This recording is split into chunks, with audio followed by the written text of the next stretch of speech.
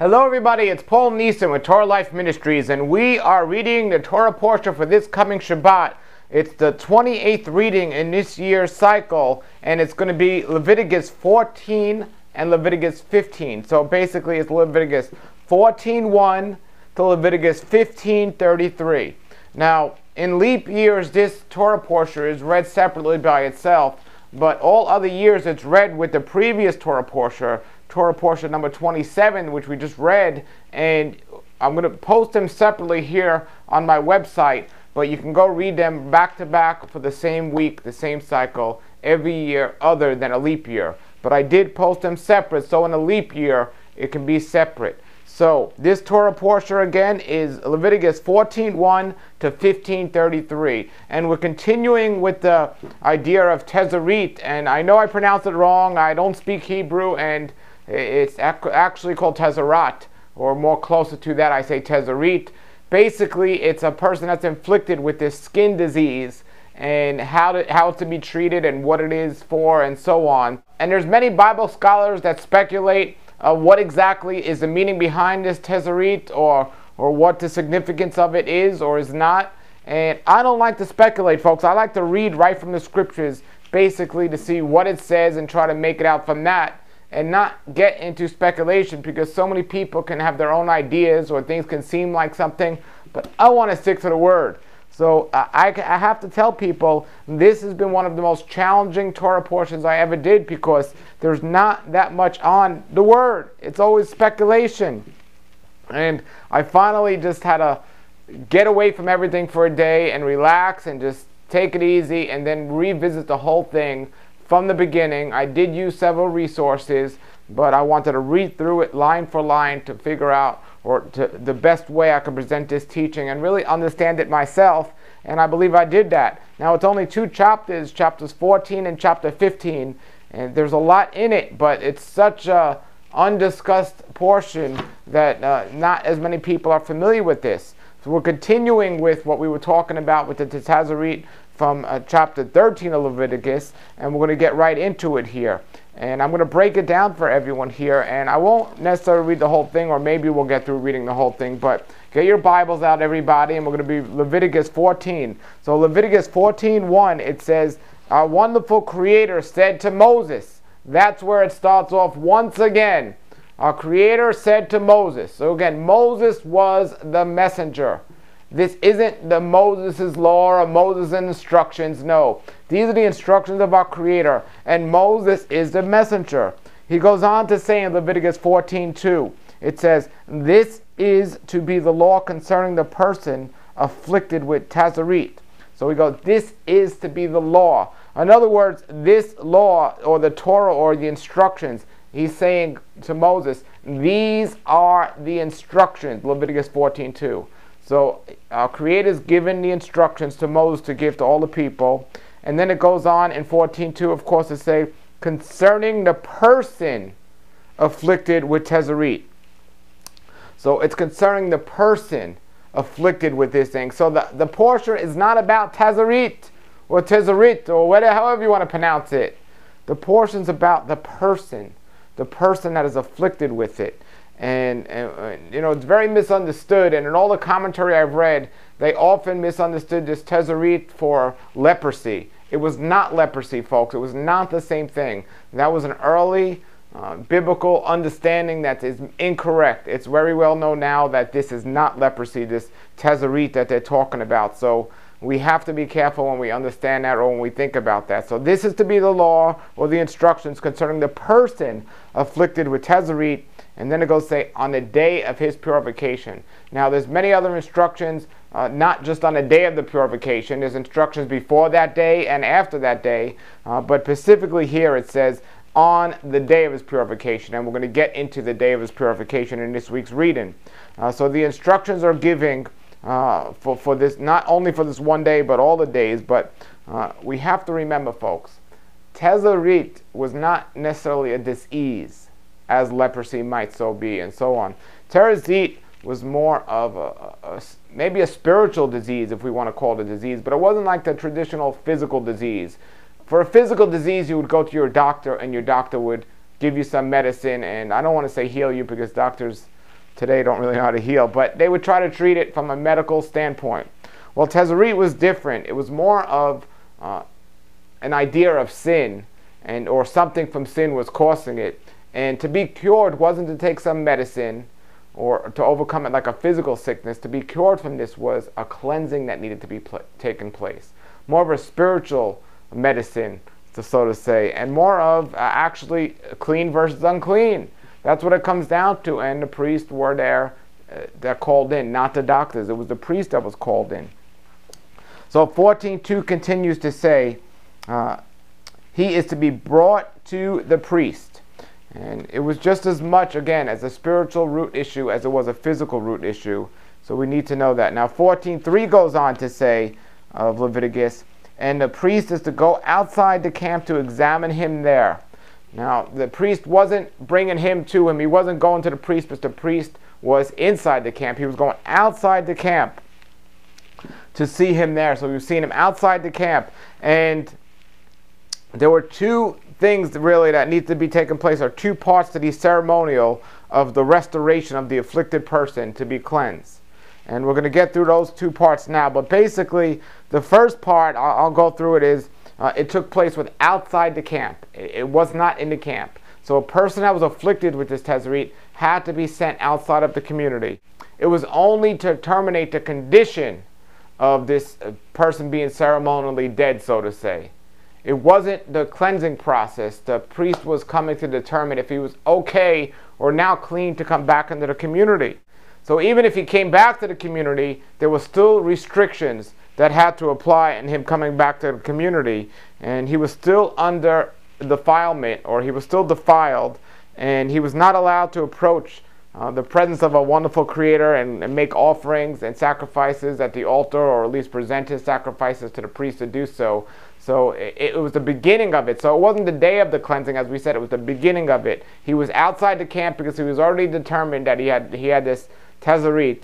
And so the priest comes out to see him, whether it was the first time they saw him or the second time they saw him 7 days later, whatever. And then they determine, okay, it's no longer on his body. It's no longer going to continue to spread. He's welcome back into the camp, into the community, but still, there's still some restrictions until this day of cleansing, which is the second part. Now, the second part, it took place when the first part, or where the first part had left him from a ceremonial standpoint.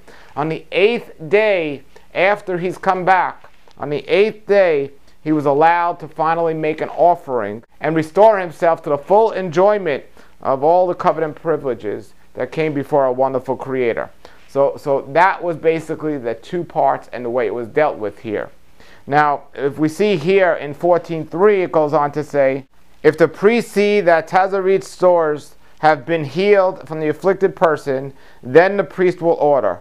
And this order will be part of the instructions of Moses via Yahweh. So the priest will order.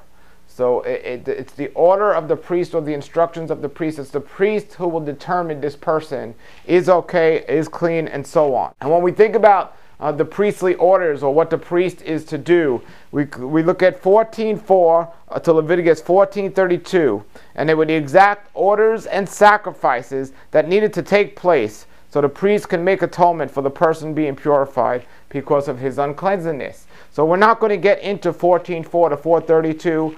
You can read it, but it talks about the exact process of the sacrifices and exactly what needed to be done, the order of the priesthood to make this happen. And we're going to skip down to 14:33. Again, it starts off that our wonderful Creator said to Moses.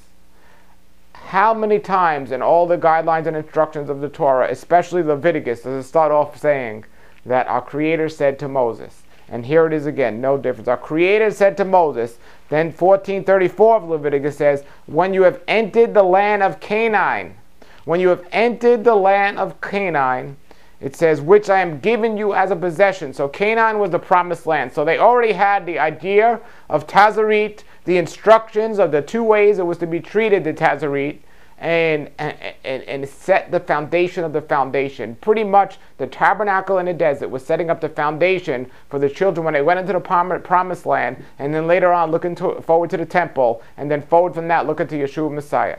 14:34, which I am giving you as a possession. So he gave them the land of Canaan as a possession, 14:34, continuing.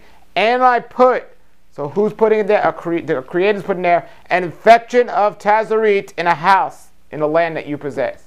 So now the house has this infection, and some people will say this is a result of the Creator trying to speak to the people as a result of their sinful nature, something they're doing. People like to equate the tzara'at with lashon hara, or the evil speaking of the tongue, saying first it'll affect the house, then it'll affect the clothes, and then finally the person. No, it affected the person first, as we already saw. But then he went into the promised land, or the children went into the promised land. He says, when I put tzara'at in a house that you possess.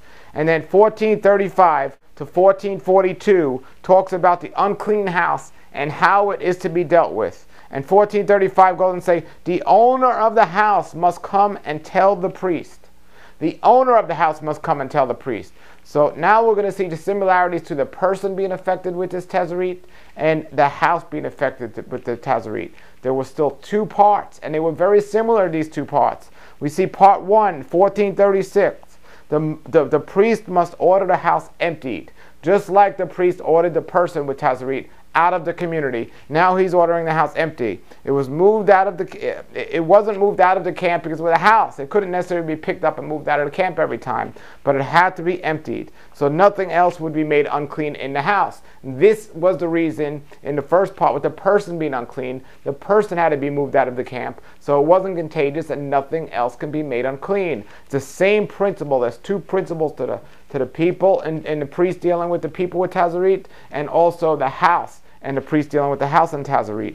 14:36 says, then the priest inspect the house, just like the priest inspected the person with this tzara'at. Now they were inspecting the house. 14:37, the inspection is very similar to the inspection of the people with tzara'at. In both cases, it is not completely clear if the person is clean, and they must be sent away, as for the person, or sealed up, as for the house, for 7 days. So the person was sent away for 7 days, and the house was sealed up for 7 days. After 7 days, if they are not better, they are both to remain in its unclean place. The person or the afflicted stones in the house. If they found stones in the house with tzara'at, they took those stones out and removed them. The house is either clean and purified or destroyed. That was it. And to purify the house, animals must be slaughtered. And we see that in 14:15, and it's the same thing with the people and the sacrifices. For the people to be cleansed and purified, there must be sacrifices taking place. The house was to be purified with blood, just like the people via the sacrifices. So every person that enters the house is considered unclean, and even their clothes had to be destroyed, so they didn't have this contamination process continuing to happen.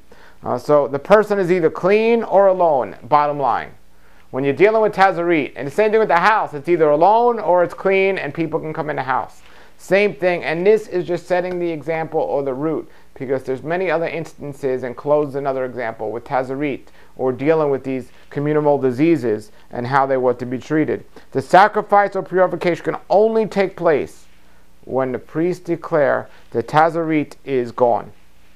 Whether they're searching the house and the walls of the house and the plaster and the bricks, or they're searching the person and the whole person's body, it can only take place, the purification process, when they determine that the tzara'at is no more.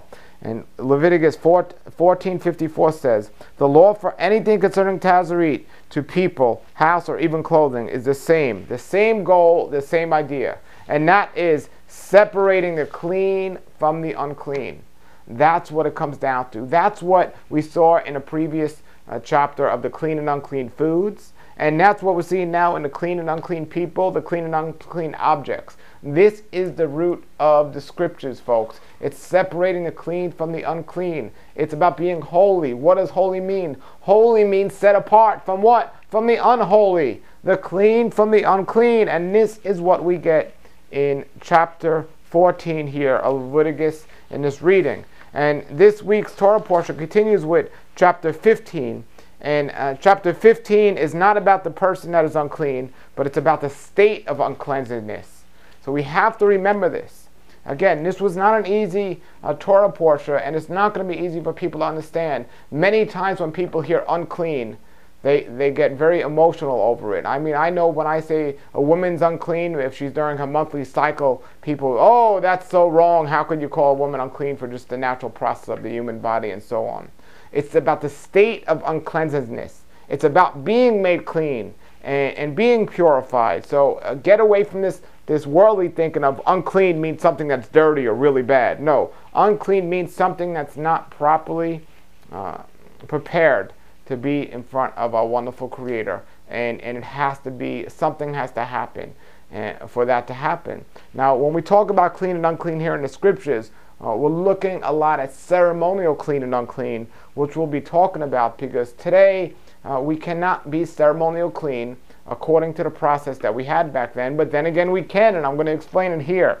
But basically, Leviticus 15 is about the state of the uncleansedness. Remember that, folks. It's a state of being unclean. It's not about the unclean person. It's about the state of the uncleansedness. Okay? So let's start with the end. When we look at chapter 15, we're going to do something a little different here. We'll start with the end of chapter 15, and the end of it's in 15:32. It says, "Such is the law," or such is the instructions for a person who has a discharge. So if a person has a discharge, and we're going to be discussing, that's what this whole chapter is about, is the unclean discharge of a person, which is almost like unclean food. It's an oxymoron, because there's no such thing as unclean food that we can eat, and there's no such thing as a clean discharge. Every single discharge of the body is considered unclean. So to say unclean discharge, well, it's not really an oxymoron, but there's no really to say unclean, because it's unclean if it's a discharge from the body according to the word. But there's three specific things they're talking about here, and they wait till we get to the end to mention these three things. It would have been much clearer to understand it at the beginning. But the three things discussed in this chapter is, number one, for the woman in nida during a menstrual period, and then for the person, man or woman, with a discharge of any kind, and then number three, for the man who has sexual relations with a woman who is unclean. That's what this chapter is about. And I have to remember this. Remember what we're talking about here. We're talking about the state of uncleansedness. And in this case, it's a discharge. It's not about the person. It's about the state of uncleansedness. So when we look at the discharge, now we can go back to the beginning of chapter 15. And in 15:1, it says, guess what? You got it right. Our Creator said to Moses. Again, our Creator is saying to Moses, giving him these guidelines and instructions, telling him. It says, tell the people of Israel. Now, I hear all the time people tell me something like, well, you know, it's just for the Jewish people, or it's just for the Israelites. No, the community of Israel. Remember, non-Israelites came out of Egypt with them, and it was for everyone, and today it's for everyone in the community. So I don't want to say Gentiles, because Gentile means you're not part of the community of Israel or the community of our wonderful Creator. It means you're a heathen and outsider. Gentile is not non-Jewish. Gentile means heathen, non-believer. You can't be a Gentile believer. It's an oxymoron. So this is for the whole community, regardless of where you're from. This was for the community, and it was to tell the people, the full community, in 52. These are not usually discussed, these next things that we're being told, for obvious privacy reasons or embarrassment reasons. But when we look at discharges and we look at uncleansedness, people just don't want to talk about these things, but for the sake of this Torah portion, we're going to have to talk about them.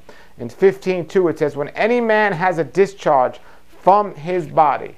Now, there are many different types of discharges that we could think of. They could be a result of a cut or a wound. They could be the natural process of ejaculation, and they could be a process of crying and tears come from the eyes. Any discharge whatsoever, it says when a man has a discharge from his body, the discharge is unclean.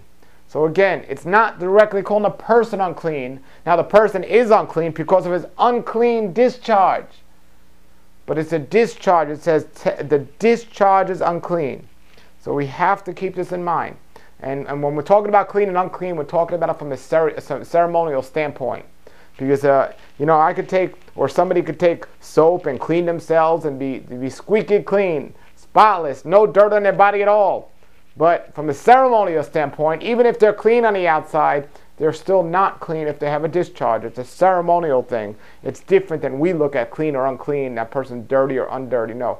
The clean here doesn't mean dirty or clean. The clean here means ceremonial clean. It says in 15:3, the discharge is unclean no matter whether it continues flowing or has stopped. So regardless of what type of discharge it was, it's considered unclean. It's a discharge that's unclean. That's what's unclean. 15:3 says, it is still his uncleanness. It still doesn't call the man unclean, but pretty much anything the man touches becomes unclean. Because of his unclean discharge, any person having contact with this man will be unclean until the evening. And so this is what it says here. Now when we look at until the evening, it's very interesting because the day started in the evening. So even if you were guilty of touching somebody who was unclean or doing something that was unclean, unless it was particularly you that had to be unclean because of something like tzara'at or something else, but it said until evening they were considered unclean, and each day starts again in the evening with a new day. So every day you start out clean. Every single day, unless you're in a 7-day state of uncleanness, which is something different.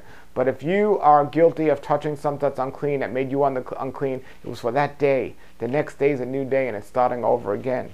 So 15:13 of Leviticus says, when a person with a discharge has become free of it, meaning having no more charge, he is to count 7 days for his purification. Now remember what we read in the last chapter in 14 about tzara'at. The person in the last chapter, we put part 1 and 2. Part 1, when a person was unclean as a result to the tzara'at, they had to be taken out of the community, and even the house was sealed off for 7 days. So now the person that has this unclean discharge for 7 days would be considered unceremonial clean, and he had to wait 7 days for the purification process to be allowed to happen.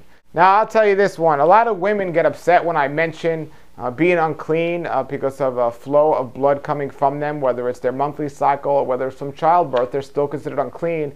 A lot of women don't take that lightly, but the Bible is not distinguishing or having preference over a man or a woman. It says here in 15:16 of Leviticus, if a man has an emission of semen, it's a discharge that stops flowing, it's still to be considered unclean, and he is supposed to clean his whole body, and then he is supposed to make a sacrifice. And we looked at the whole sacrificial part and how it went with being unclean in the previous chapter. There was part 1 and there was part 2, same thing. And then we go to 15:19. Now it's talking about the woman and the whole idea of nida, the woman that's having an unclean cycle. Remember, it's the discharge that's unclean that makes her ceremonial unclean. Just like the tzara'at is something that's unclean that makes the person ceremonially unclean. So it's the discharge. So we are all unclean until the evening, but today we have an issue because there's no temple or priest to cleanse us. So technically, there's no way to be purified after the uncleanliness period has passed. There's no way to go and be cleansed because the sacrificial system is no longer there. However, we can look at it from a better viewpoint and look at Yeshua being our priest and Yeshua being our sacrifice, and by his blood we are made clean again, and that is ceremonial clean and physically clean and clean all over. Hallelujah. So folks, it all lines up just fine. And in 15:31 it says, and this is the significance of, I believe, this whole Torah portion. In 15:31 of Leviticus, it says, in this way you will separate the people of Israel from their uncleanness, so that they will not die in a state of uncleanness. Remember, a state of being unclean. It wasn't a person, it was a state of whatever was making them unclean, for defiling my tabernacle, which is there with them. So this was the tabernacle, or the root of the beginning of the understanding of the temple, which was the beginning of the understanding of Yeshua Messiah, because it all had to come down to the sacrificial system. You could not bring an unclean animal, and you could not go in an unclean state to bring this animal. Your heart had to be cleansed and purified, and you have to be cleansed and purified. And after that passes, then you go and you make your sacrifices. And this is dealing with the tabernacle. And our Creator says, I know the plans I have for you. They are not plans for disaster, plans for a future and a hope. A plan that we will be cleansed. And this is part of that plan that's given to us. In this way you will separate the people of Israel from their uncleanness. Well, our uncleanness could be tzara'at, It could be a house infected with tzara'at. It could be a discharge. Or it could be a non-believer. We have to be separated from them. Just like Yeshua said, I did not come to bring together. I came to separate and divide. I came to separate the divide. He'll say the mother from son or the father from daughter. No, I'll say, and it says in scripture here, I came to separate and divide the clean from the unclean. That's it. So that you will not die in a state of uncleanness for defiling my tabernacle, which is there with them.